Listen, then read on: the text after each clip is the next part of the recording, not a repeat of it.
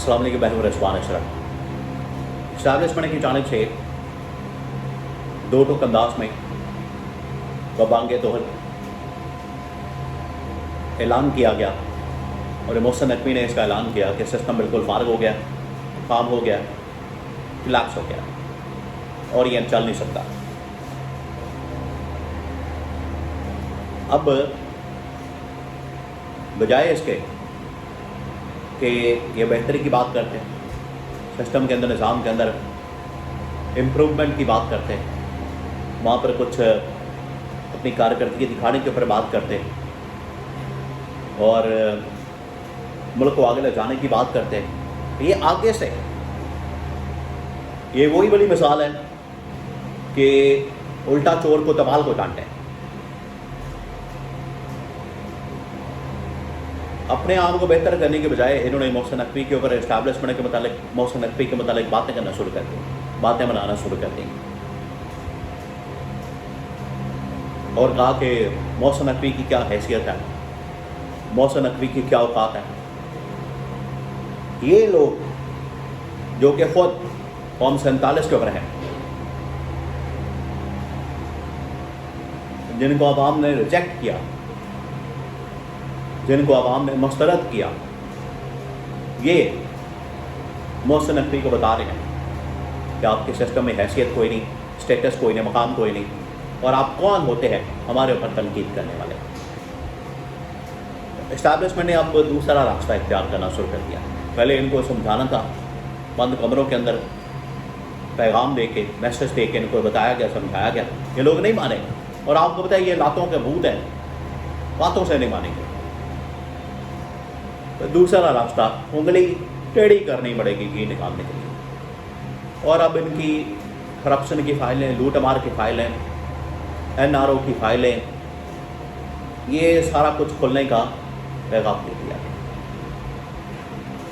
तो इसके बारे में बड़ी अहम तरीन मालूमात मेरे पास मौजूद है, आपके साथ मैं शेयर करता हूँ।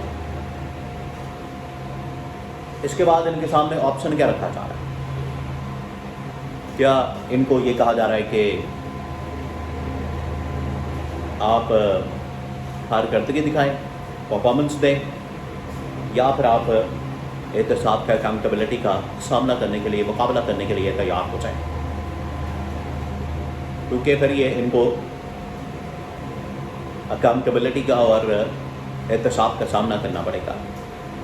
ये इनको कह दिया गया, ये इनको बता दिया गया। इसके बारे में बड़ी अहम तरीन मालूमात मेरे पास मौजूद है, इस सिस्टम के मुतालिक, निज़ाम के मुतालिक। देखें, मौजूदा गवर्नमेंट, मौजूदा जो हुकूमत है, अपने आप को बचाने की कोशिश कर रही है, और बचाने के लिए इनको, जिससे कहते हैं कि डूबते को तिनके का सहारा होता है।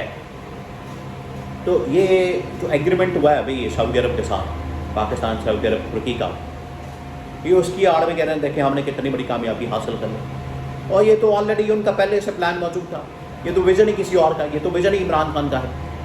मोहम्मद बिन सलमान ने आज उसको महसूस किया, उसने पाकिस्तान को बुला के ये दस्तखत करवा लिए, साइन करवा लिए।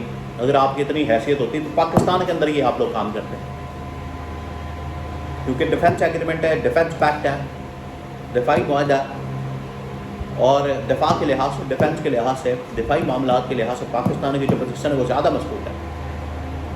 पाकिस्तान के अंदर ये मुआहदा होता है, पाकिस्तान के अंदर ये एग्रीमेंट होता है। आपने जाके उधर सरेंडर कर दिया, तो ये आपकी कामयाबी नहीं है, ये इस्टेब्लिशमेंट की कामयाबी, पाकिस्तान की फ़ौज की कामयाबी, और विजन उसके पीछे सियासी।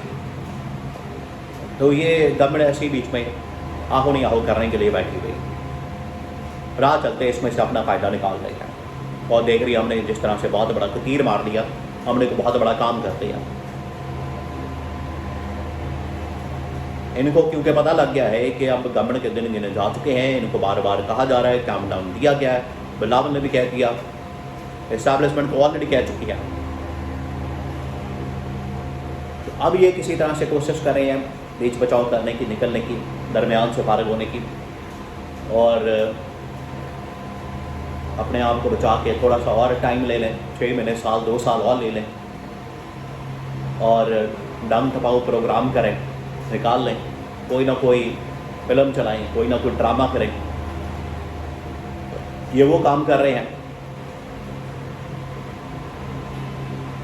لیکن اب معاملات اسٹیبلشمنٹ نے کہہ دیا ہے کہ بالکل نہیں، اب آپ کو بالکل بھی رتی برابر بھی سپورٹ نہیں کیا جائے گا۔ اسٹیبلشمنٹ کی جانب سے کیٹیگوریکلی پیغام پہنچا دیا گیا، اور اسی کی وجہ سے آج پاکستان کے اندر صحافی کمیونٹی بھی حامد میر سے لے کر نجم سیٹھی اور نجم سیٹھی سے سہیل وڑائچ تمام لوگ اس حکومت کی نالائکی نااہلی کا ذکر کر رہے ہیں اور عمران خان کی واپسی کا مطالبہ کر رہے ہیں، عمران خان کو اب دوبارہ سے لانے کا ذکر کر رہے ہیں، ڈیمانڈ کر رہے ہیں، ان کی جانب سے بات کی جائے گی۔ یہ اب حالت ہوگی، یہ اب سچویشن بن چکی ہے۔ تو اب ان کے پلے کچھ نہیں بچا، ان کے پاس کچھ نہیں ہے، لہٰذا یہ اسی طرح سے اب اپنے آپ کو بیچ میں سے نکالنے کی کوشش کر رہے ہیں۔ اب اسٹیبلشمنٹ نے اب یہ کیونکہ اپنے آپ کو لمبا اقتدار کرنے کے لیے رکھنا چاہتے ہیں، بٹھانا چاہتے ہیں اپنے آپ کو کہ ہم کسی طرح سے قبضہ کر کے بیٹھے رہیں، لیکن اسٹیبلشمنٹ نے دو ٹوک پیغام بھیج دیا، ان کو بتا دیا کہ اب آپ کی فائلیں کھولنے لگی ہیں، لوٹ مار کی، منی لانڈرنگ کی، پیسے بنانے کی، جائیدادیں بنانے کی، اور آپ یہ جو سب کچھ کر رہے ہیں اس کا آپ کو حساب دینا پڑے گا۔ رانا ثناءاللہ تو مان چکا ہے کہ پیپلز پارٹی نے 3000 ارب روپے کی کرپشن کی۔ پیپلز پارٹی نون لیگ کے متعلق کہتی ہے، ان کی لیڈرشپ کے متعلق کہتی ہے، اور دونوں سچ ہے۔ یہ پہلا سچ ہے جو انہوں نے بولا ہے، پہلا سچ ہے زندگی کا، اپنی زندگی کے اندر جو یہ پہلا سچ بولتے ہیں وہ یہی ہوتا ہے جب آپس میں ایک دوسرے کی لوٹ مار کو ایکسپوز کرتے ہیں۔ اس کے علاوہ ان کی جانب سے ہمیشہ جھوٹ بولا جاتا ہے۔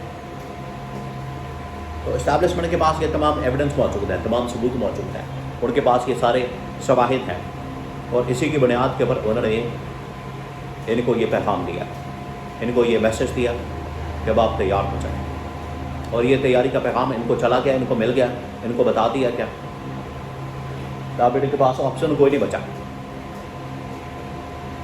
یا تو یہ اب احتساب کا سامنا کریں، گرفتاری کا سامنا کریں، جیلوں کے اندر جائیں، اور ان کو کہا گیا عہدہ چھوڑیں، ملک چھوڑیں، جو مرضی چھوڑیں، احتساب ہوگا،